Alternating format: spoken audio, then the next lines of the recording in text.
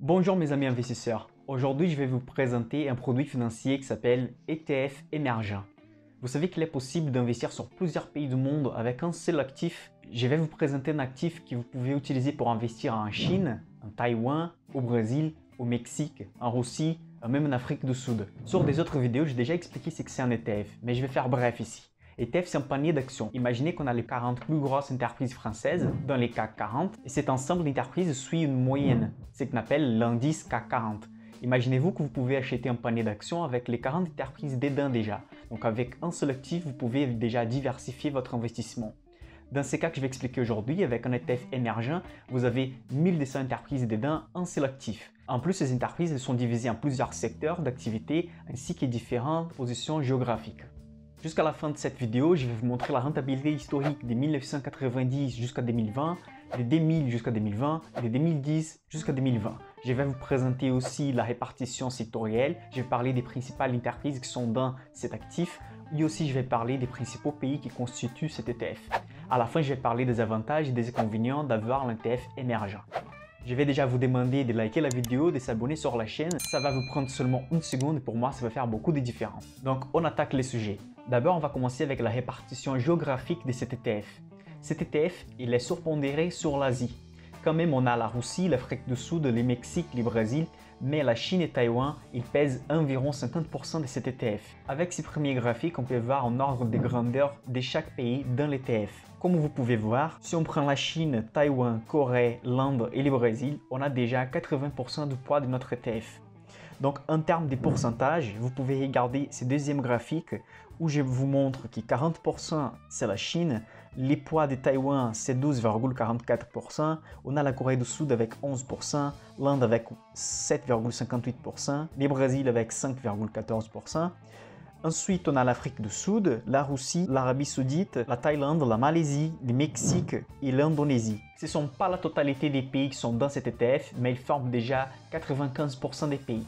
Dans les autres 5%, on a plusieurs pays avec un poids beaucoup moins élevé. Donc vous pouvez remarquer que c'est déjà un ETF bien diversifié parmi les pays émergents. On a des pays de l'Asie, on a des pays de l'Afrique, on a des pays de l'Amérique du Sud et de l'Amérique du Nord comme le Mexique. Comme vous pouvez remarquer dans l'image, finance représente presque 22% du poids de cet ETF. Ensuite, on a la technologie avec 17%, la consommation cyclique avec 15,47%, les services communication 13%, les matériaux 6,65%.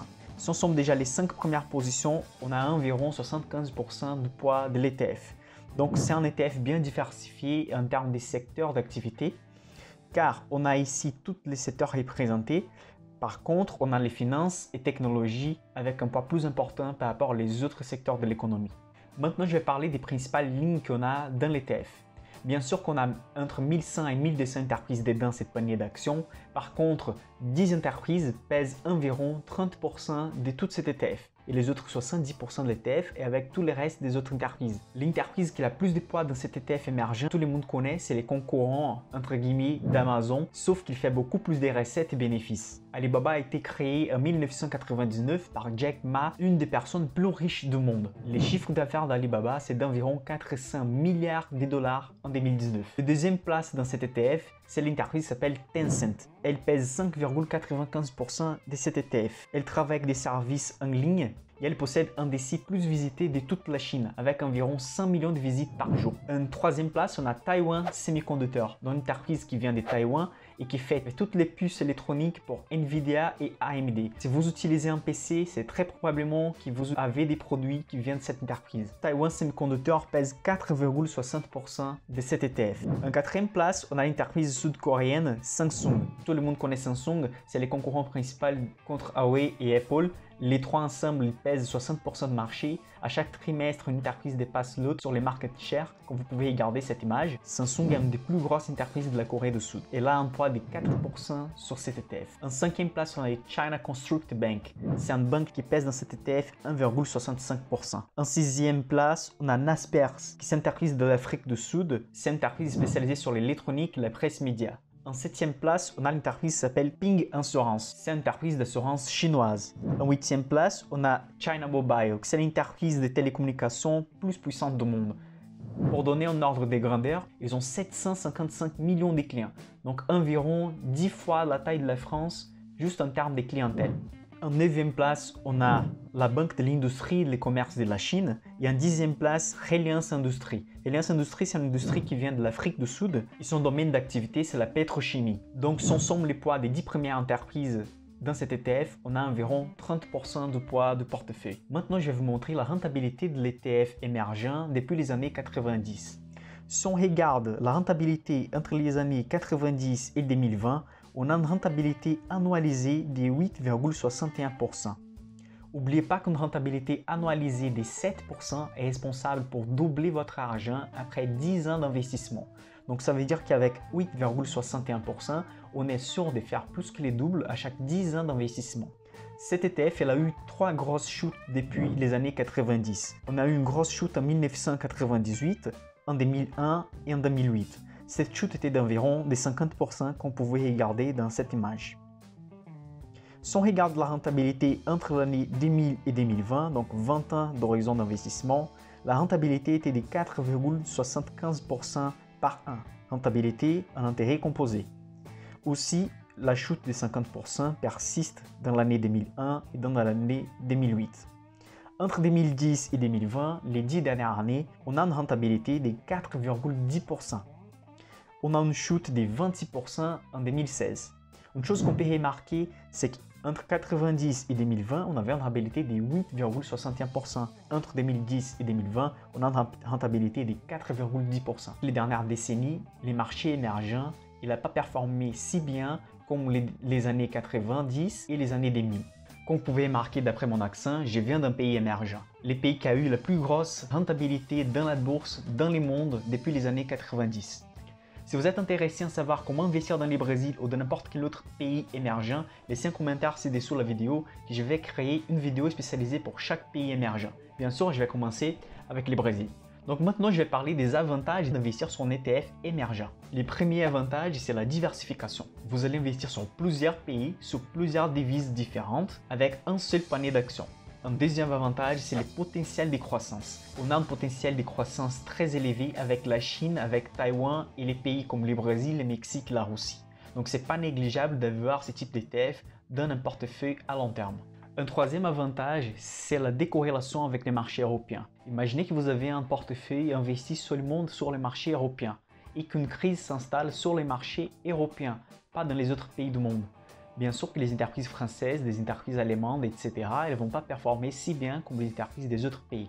Sauf si vous avez une diversification géographique différente, au moins sur 2 ou 3 pays différents, des devises différentes, vous allez avoir des rentabilités qui vont compenser la perte que vous avez sur le marché français par exemple. Je vais vous montrer une image maintenant où vous pouvez voir les valeurs des corrélations entre les marchés français et les marchés émergents.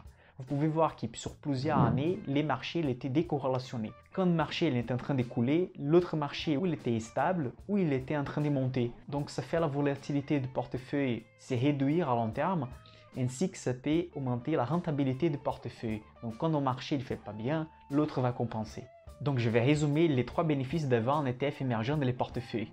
La diversification géographique sur plusieurs devises, le potentiel de croissance très élevé, la décorrélation avec les marchés européens. Ensuite, je vais parler des inconvénients d'avoir un ETF du pays émergent. Les premiers, c'est la volatilité très élevée. Comme vous avez vu, les années 98, 2001, 2008 et 2016 étaient des années très instables pour les marchés émergents. On a eu des chutes entre 40 et 50%. Et regardez comme c'est important la psychologie des marchés. Un investisseur qui a investi en 1990 sur les marchés émergents et il n'a pas touché l'argent jusqu'à 2020, il a une rentabilité d'intérêt composé de 8,46%. Je vais vous montrer ici quelqu'un qui avait investi 10 000 euros, combien il avait terminé son investissement. Donc vous pouvez voir que c'était très rentable, mais est-ce que vous serez capable de tenir votre argent, de ne pas vendre au moment des chutes de marché? Donc ça, c'est une question à se poser. Il faut connaître votre aversion au risque et votre horizon d'investissement. Les marchés émergents, il est très volatile. Si vous voulez investir sur les marchés émergents, il faut savoir ça depuis le début. Les deuxièmes inconvénients sont les périodes d'incertitude. Beaucoup des pays émergents, ils ont sa richesse basée sur la vente des matières premières ou des technologies. Il va y avoir des périodes entre 2 et 5 ans que la majorité des pays émergents, ils ne vont pas faire mieux que les pays développés. Le troisième inconvénient, c'est la politique instable. C'est très difficile d'avoir une prévision des décisions politiques. Les décisions politiques touchent spécialement la bourse de chaque pays. Donc c'est très instable et c'est pour ça aussi que la volatilité c'est très élevée. Pour résumer, les trois inconvénients d'investir sur un ETF émergent, c'est la volatilité élevée, les grandes périodes d'incertitude et la politique instable. Pour ceux qui souhaitent investir sur l'ETF émergent, il est important de commencer avec un poids pas très élevé dans les portefeuilles, comme 3 ou 4%, et augmenter ça conforme vous êtes habitué au marché, vous avez étudié l'ETF et aussi vous savez comment fonctionnent ces marchés. Un maximum de 20% pour ceux qui souhaitent avoir un portefeuille bien agressif. Je resterai entre 5 et 10% de portefeuille sur un ETF émergent. Si le sujet de cette vidéo était utile pour vous, je vous invite à cliquer sur le bouton like, à s'abonner sur la vidéo. Aujourd'hui c'est tout, je m'appelle Michael Ravaneda et on se voit à la prochaine.